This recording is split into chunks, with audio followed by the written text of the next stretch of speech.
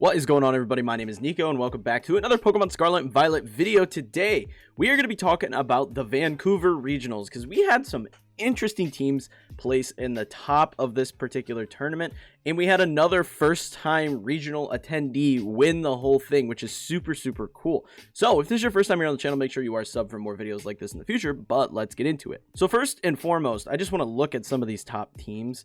Shout outs to Abdullah. This was his first regional and came out on top with Liligant Torkoal, which is something that is seen but not something that a lot of people were expecting to see at this particular tournament, and it was really cool. I've been seeing a ton of it on the showdown ladder.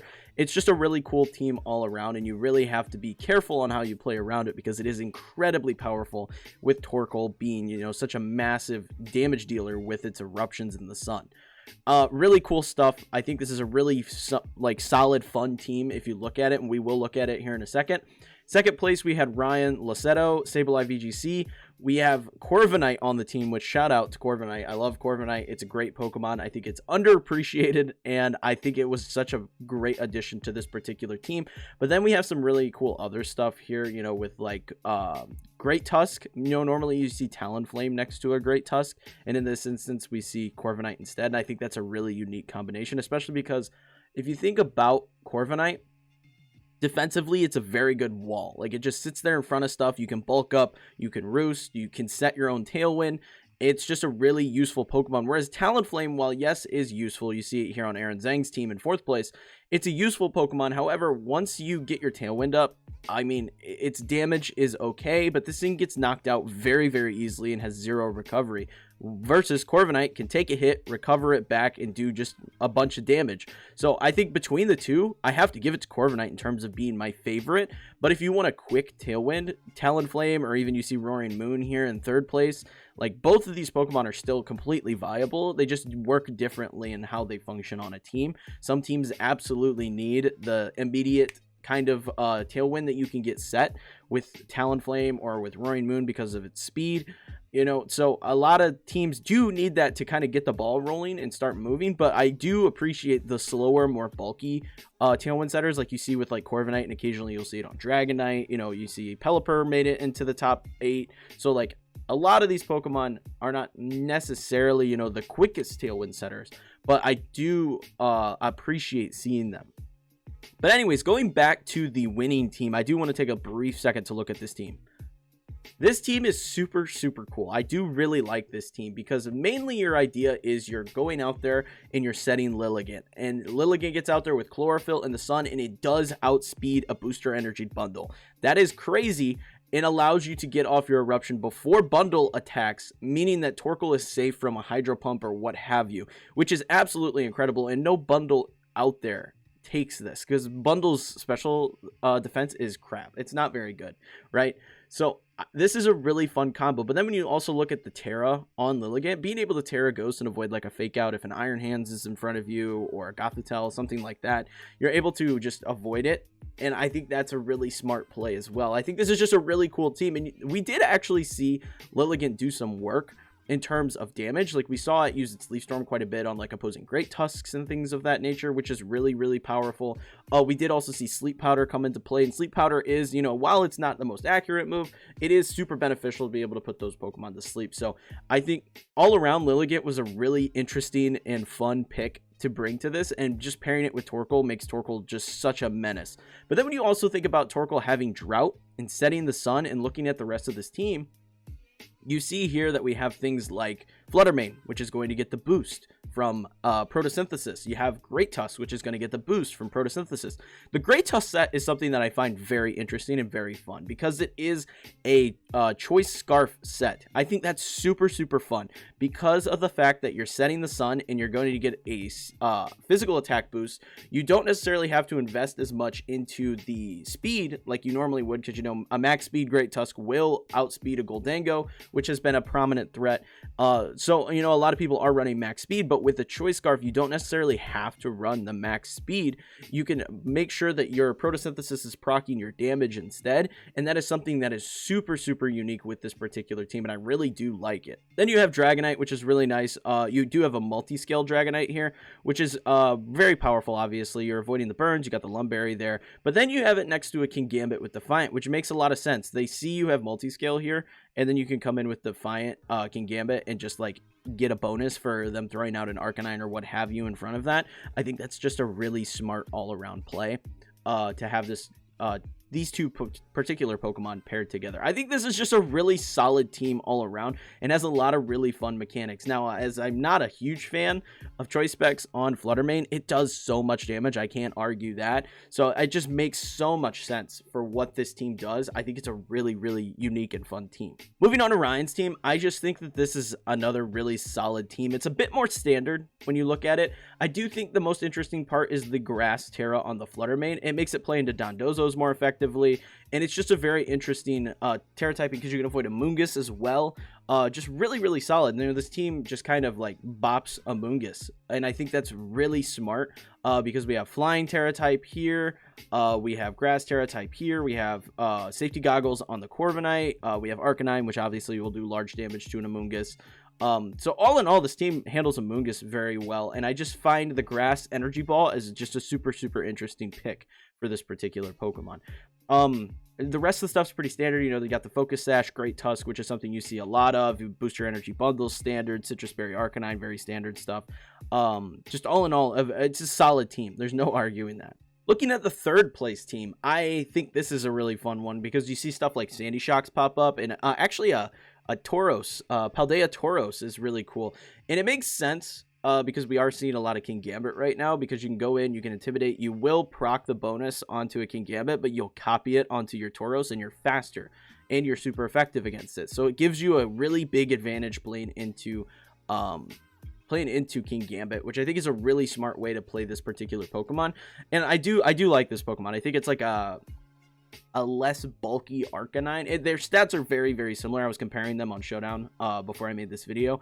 Their stats are incredibly similar, and I think that this is just a really smart way to play around this particular Pokemon. We do see the Roaring Moon, which Roaring Moon really doesn't pop up a whole lot right now toward the end of Series 2.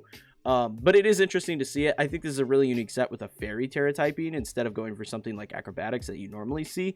It makes a lot of sense with Breaking Swipe and Throat Chop. I think this is a really cool option. And then Baxcalibur, which I love seeing so much Baxcalibur pop up. This Pokemon is one of my favorites, and I really enjoy it. Now, this one's Poison, which this is something that's been popping up a lot as of late. It just seems to be a really good option into many of the typings that you're normally scared about. You know, you're weak to fighting, you're weak to fairy. Poison eats up both of those, which I think is nice. But with the inclusion of Great Tusk is such an easy way to mitigate this. It's something you really have to be careful about in playing a Poison Baxcalibur, but clearly it did very well at the tournament. I just love seeing this Pokemon pop up. It's probably in my top 5 of the new Pokemon this gen. I just love Baxcalibur. The last team that I want to look at and kind of break down a little bit is Aaron Zhang's team. This was based on a team made by 2 Japanese players that I actually featured on the channel yesterday. I don't know when it'll be featured. I'll throw up the thumbnail, but I don't know when it'll be featured by the time this video goes up. But this team is actually super, super fun to use. Now, the original team I noticed had a Fire Terra on the Brute Bonnet. Was there anything else different? So the original team also had Hydro Pump instead of Encore. Encore was a change that Aaron made, and I believe the Terra type was still Water on the original team, if I'm remembering correctly. This is just a really standard team. If you look at it, we have, you know, Great Tusk, Talonflame shenanigans. Fluttermane's here to do big damage under the Tailwind. It is a Steel Terra type Flutter, which I do appreciate. A little defensive typing here and there on Flutter. Bundle doing bundle things. Brute Bonnet is a nice little addition with the loaded dice. I do love Brute Bonnet with the loaded dice Bullet Seed. I think it's super fun. The Spore, super nice. The best thing about this team is the unique use of Baxcalibur. I think this is so cool on how they're using Baxcalibur here with a Ground Terra typing and an Assault Vest to make it so bulky and you're able to go out there and just do big damage with earthquakes and your ice shards and your glaive. It's such a cool way to use Excalibur that we haven't really seen yet. I think it's super cool. I really like this Excalibur set, and using it on the team, I had a ton of fun playing it on the ladder. I really like this team. You guys can go check that out. There's a rental in that video. I'll leave it. It'll be up in one of the corners. Check it out. It's a really fun team. I have another video covering that team going up probably after this video goes live. It's just all around extremely fun. Then we have some other interesting stuff, like we have a Scarlet team here, which I think is really cool because we saw a lot of Scarlet at the previous regional. I can't remember what it was, but Scarlet was popping up. I believe this one's an assault vest variant, if I'm not mistaken, steel type assault vest variant, which I think is really cool, and it actually has clear smog for Dondozo counter, which is really cool stuff. I do really like that about this particular team. Sylveon's really nice as, you know, just that very powerful special attacker. I think Sylveon is still just an incredibly good Pokemon. All around, I really like a lot of these Pokemon. I think that it's just a really cool Dondozo team, and I'm not surprised that Dondozo's still here, but I'm a little surprised Dondozo's still here because, you know, it did get the nerf where Order Up doesn't hit everything, but it's still such a powerful combination. We have Liligant VGC popping up here in 6th place, another Dondozo team. You notice a lot of Glimmora with Dondozo because you could just kind of stall out with substitute stuff with poison. So I think that's a really useful way to use Glimmora, and you see a lot of Glimmoras pop up. I think we're going to see a lot more of them in Series 3 with like Wo-Chien popping up. I think it's going to be a really powerful combination and something super annoying that we're going to have to learn to deal with. Let's see, Gavin Michaels' team actually didn't roll with the Palafin again like he did at OCIC. New team, and rather than Palafin, ran a Azumarill, which I did watch a couple of his matches, and wow, this team was super cool to watch function. I really liked it overall. I think it's really cool. Using a Azumarill to do that big water damage without having to like rotate in and out is really smart. I think it was a choice band, if I'm not mistaken. Yeah, it was a choice band Azumarill, which was super cool to see. Just huge damage come out there with the rain from Pelipper. Really cool team. I really enjoyed watching this one. Then the final team, Dimitrios Kaguras. Very standard team. You know, Talonflame with Great Tusk, Amoonguss, Bundle, Flutter, and T-Tar. Very standard stuff that we've seen. You know, normally we're seeing like Gothitelle instead of the Amoonguss. This is actually the exact team that I built when I thought Fort Wayne was going to be Series 2. I have the exact same Pokemon on that team, but just a really solid combination all around. So I think, and it's no surprise that a team like this popped up in the top 8. Just a really strong group of Pokemon there. And the interesting thing to mention is that we do see no Gothitelle in the top 8. We also see no Palafin in the top 8, which I find very interesting, because Palafin's been such a dominant force, and Gothitelle's been, you know, on so many teams, you know, to kind of counter that particular play with Palafin, and you've seen a lot of them pop up in the last couple tournaments, and actually there's none here to speak of. So I find that very interesting here toward the end of Series 2. I think we have one more event, if I'm not mistaken, at least in North America. I believe Scarlet is left of Series 2, and then Fort Wayne begins Regulation C. So I'm really curious to see what pops up in terms of the metagame with the results of Series C. I'm personally going to Fort Wayne. I will be playing there. I've got my team set. I'm really looking to have a good time. It's my first regional event, so hopefully I can perform well, but really all it is, I'm going there to have some fun. Going with a buddy, we're going to go play and have some fun, play some Pokemon. I'm really looking forward to it, personally. Ideally, you know, we make day 2, but who knows. But that is going to be it for this video, guys. I hope you all enjoyed it. If you did, leave a like and subscribe for more videos like this. In the future, I post daily competitive Pokemon content.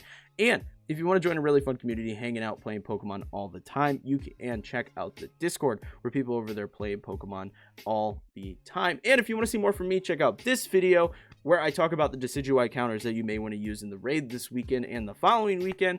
And check out this video where I use that Aaron Zhang team that I was talking about earlier. But until next time, peace.